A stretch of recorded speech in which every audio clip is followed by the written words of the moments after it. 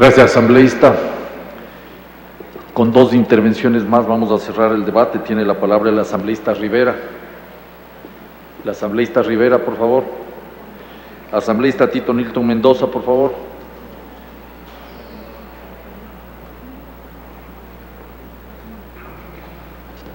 Gracias, señor presidente. Creo que es menester comenzar, señor presidente, ofreciendo disculpas por el incidente que se protagonizó hace un momento aquí en el seno de la Asamblea Nacional Constituyente. Pero es necesario también recalcar que la tolerancia tiene un límite, señor presidente, y yo felicito a quienes aquí discrepando debaten con argumentos, pero por sobre todo con decencia y con altura, señor presidente.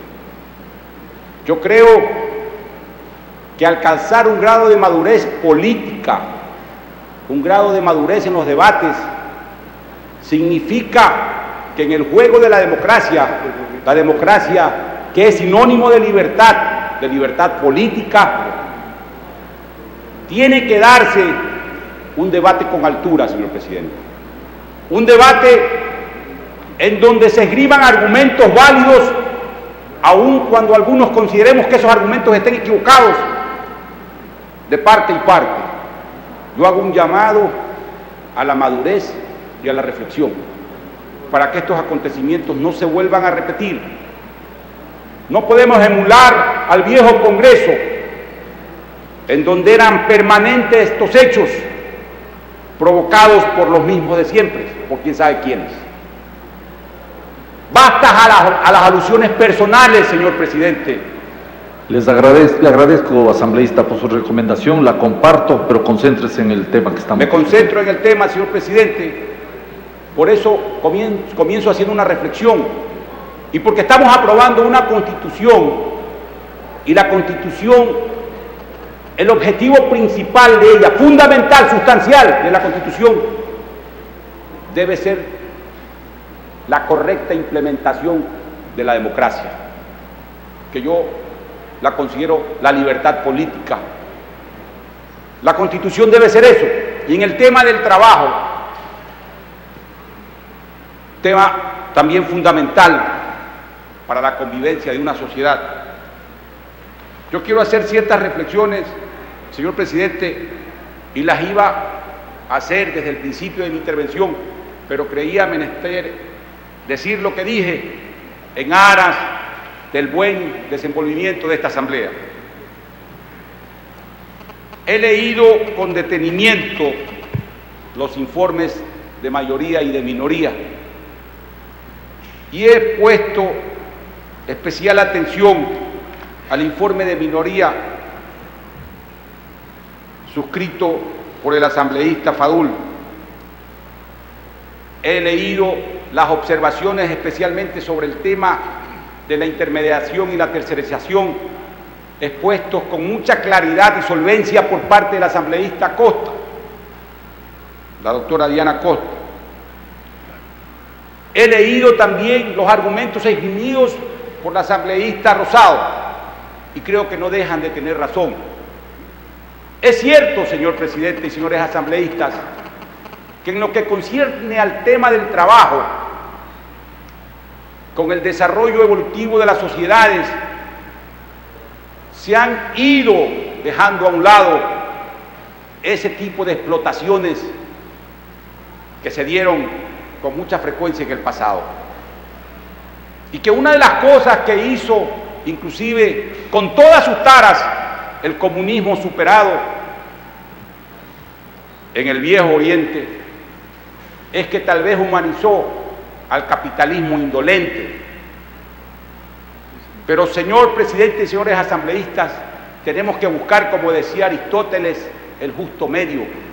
No irnos a los extremos, no remediar un abuso con otro, no desterrar una fuente que genera empleo, producción, trabajo, como es el capital, porque sin ese también el trabajador va a sufrir las consecuencias.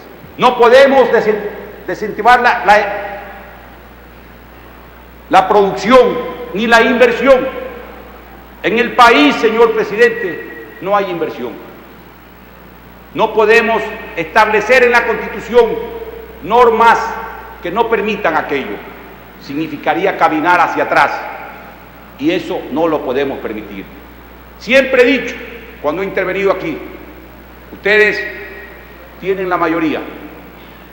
Pueden hacer a su antojo la Constitución. Hoy en una entrevista en una de las radios de mi ciudad, en Puerto Viejo, me decían por qué no renuncian a la Asamblea los de minoría, si los de mayoría no acogen jamás las observaciones que se hacen. Le dije, ese es un pecado de la mayoría que espero se arrepientan a siempre y lo enmienden para bien de la patria. Ojalá acojan esta sugerencia y también acojan las sugerencias que hacemos sobre el texto constitucional los asambleístas de minoría, los que tenemos voto minoritario pero que tenemos voz y tenemos una representación del pueblo del Ecuador para hacerla sentir aquí en el seno de la Asamblea. Y aun cuando nuestras propuestas no tengan cabida en la mayoría que impone todo, esas propuestas tienen que quedar aquí sentadas, señor presidente y señores asambleístas, para que mañana, cuando esa mayoría que impone, el pueblo juzgue si actuó o no actuó bien. Es el pueblo el único juez valedero de la historia. Y mañana o seremos reivindicados por lo que hemos hecho o por lo que hemos dejado de hacer. Pero vuelvo a sugerir, hay que acoger las sugerencias de la minoría. Respecto a la intermediación y tercerización, señor presidente. ¿Qué tiempo tiene? La intermediación, y lo he recogido de un documento que me llegó, y creo que viene del propio gobierno, de alguna publicación. La intermediación no es un tema nuevo. La intermediación ha estado vigente en la Constitución desde la Constitución del año de 1945. Está en la actual Constitución, creo que en el numeral 11 del artículo 35, en la sección segunda, cuando habla del trabajo. Lo que no había estado era regulada mediante una ley secundaria, y recién en junio del 2006 se consagró una ley que regulaba la intermediación y la tercerización, estableciendo definiciones claras, precisas, sobre lo que era la intermediación y sobre lo que era la tercerización. Antes de aquello, cuando la ley no regulaba esto, había una especie de piratería, como lo dice el mismo documento, y la intermediación se hacía al amparo de la Constitución, pero al margen de la ley, porque no existía, y al margen también de los derechos, especialmente del trabajador.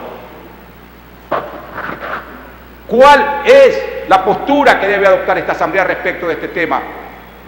Vamos a eliminar, como plantea el informe de mayoría, la intermediación y la tercerización para volver a la piratería intermediaria. Es un absurdo, señor presidente. Eso es ir al otro extremo, y debemos reflexionar, tal vez diciendo o exponiendo y proponiendo de que la intermediación lo que tiene que ser es bien regulada en la ley y controlada cuando se ejerza, para que no ocurra la explotación que se ha venido dando. Yo, en principio, personalmente, lo digo públicamente, no comparto con la intermediación, pero es una forma también de dar empleo, de dar trabajo, señor presidente. Hay que regularla y hay que controlarla. De acuerdo a datos que contiene este mismo documento, desde que se expidió la ley y está en vigencia en el 2006, no ha existido un verdadero control. ¿Por qué? Porque no hay un eficaz trabajo de parte del ministerio correspondiente, que es el Ministerio de Trabajo. Un minuto, señor asambleísta. Gracias, señor presidente. Porque no hay los suficientes funcionarios para ejercer ese tipo de control. Y en la misma ley no existe un debido procedimiento para ejercer ese control.